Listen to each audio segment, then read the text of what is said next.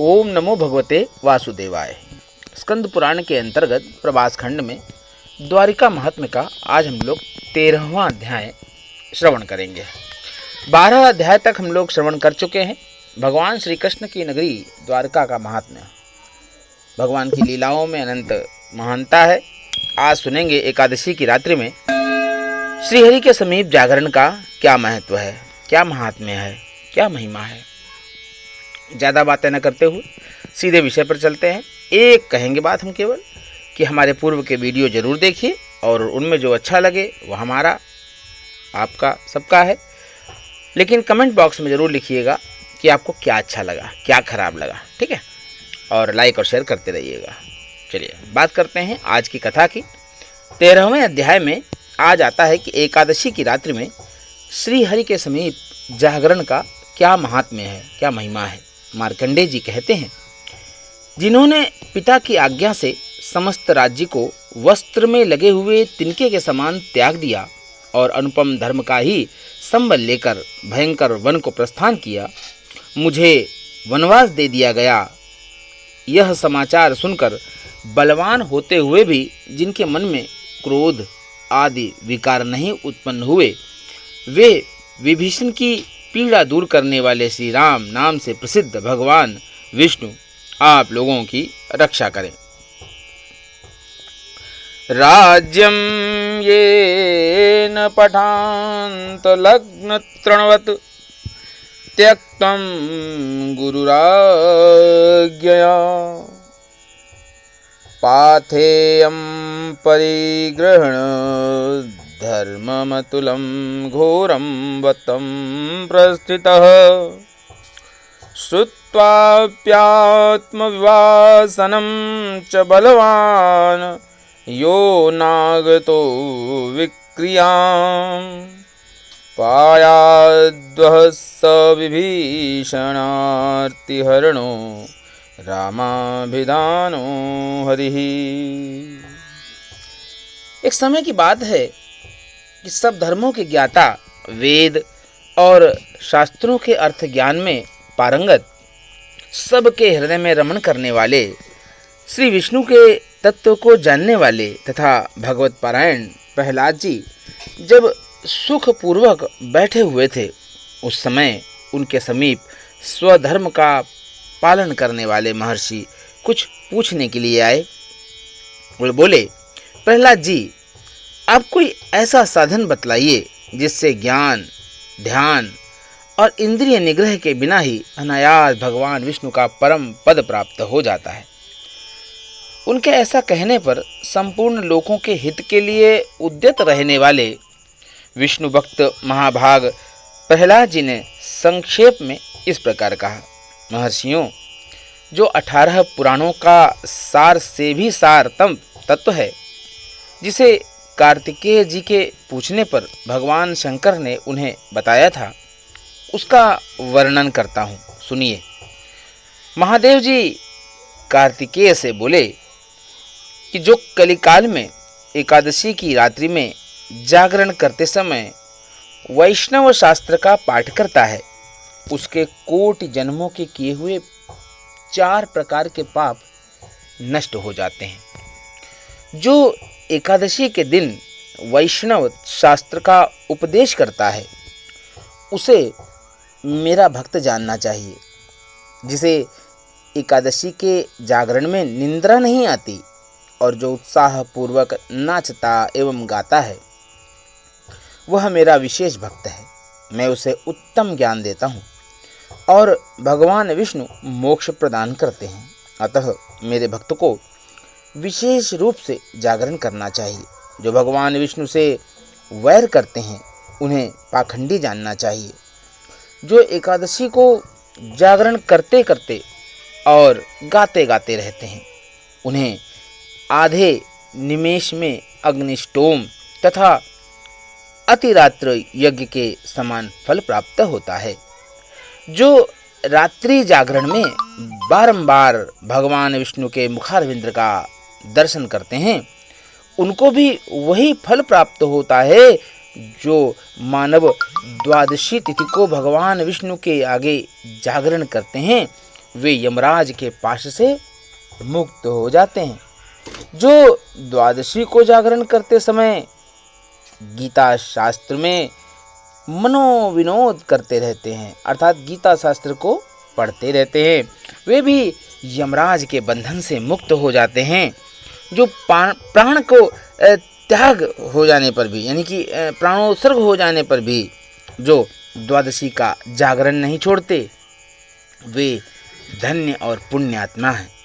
जिनके वंश के लोग एकादशी की रात्रि में जागरण करते हैं, वे ही धन्य हैं जिन्होंने एकादशी को जागरण किया है। उन्होंने यज्ञ, दान, गया श्राद्ध और नित्य प्रयाग स्नान कर लिया मानो। उन्हें सन्यासियों का पुण्य भी मिल गया होगा और उनके द्वारा इष्टापूर्त कर्म का भी भली भांति पालन हो गया। षडानन, हे कार्तिकेय, भगवान विष्णु के भक्त जागरण सहित एकादशी का व्रत करते हैं, इसलिए वे मुझे सदा ही विशेष प्रिय हैं।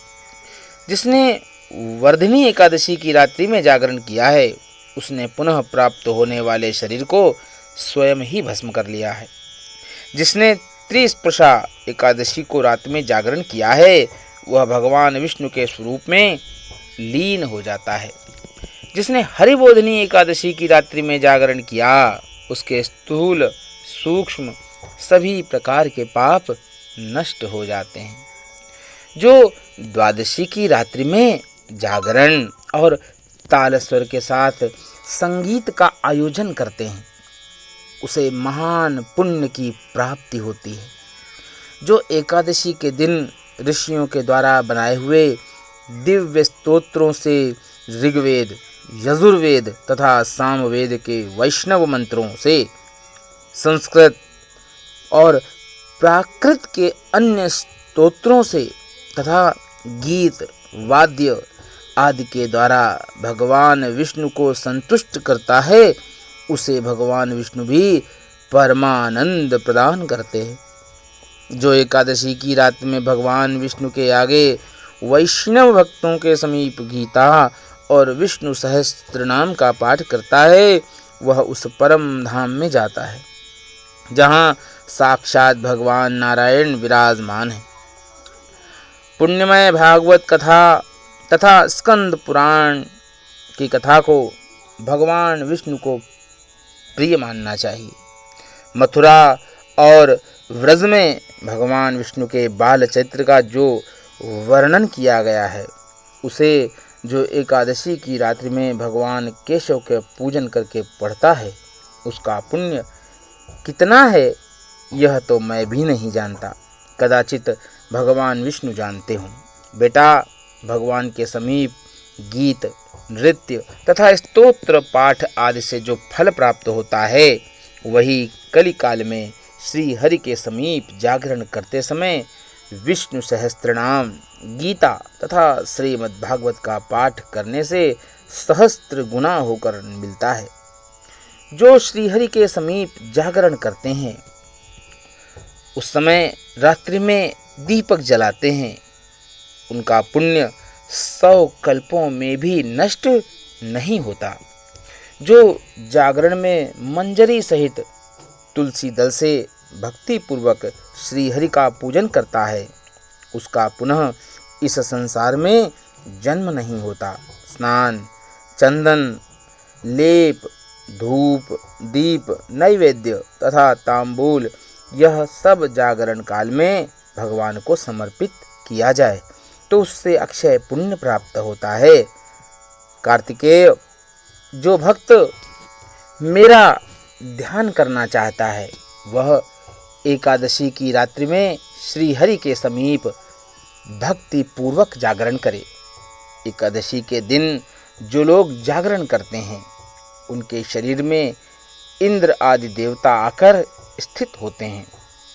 जो जागरण काल में महाभारत का पाठ करते हैं, वे उस परम धाम में जाते हैं जहाँ सन्यासी महात्मा जाया करते हैं।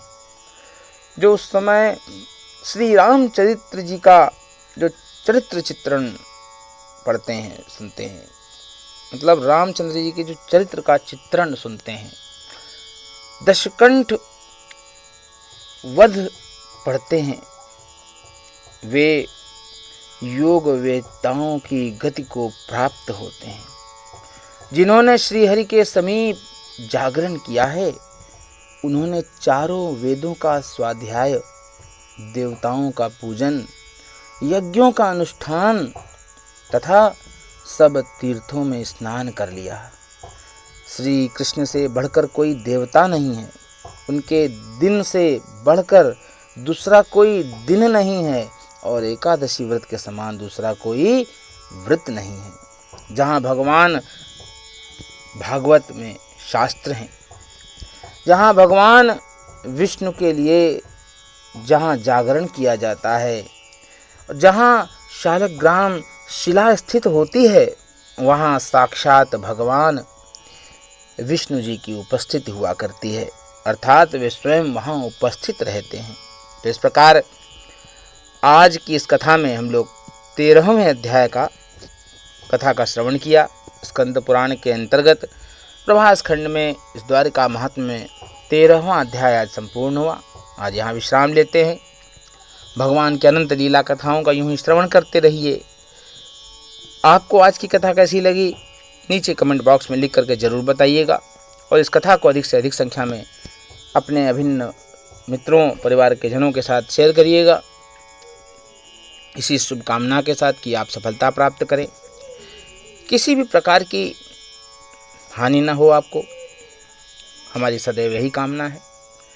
आज के दिन आप मिश्री ले लीजिएगा, 33 टुकड़े मिश्री के छोटे छोटे, और उन 33 टुकड़ों को जो है भगवान कृष्ण के समीप नैवेद्य के रूप में अर्पित करने के बाद उन 33 टुकड़ों को बांट दीजिएगा बाहर, बस और कुछ नहीं। अपनी मनोकामना पूर्ण करिएगा इसी शुभ कामना के साथ कि आप सफल हों। प्रेम से बोलिएगा जय श्री कृष्ण।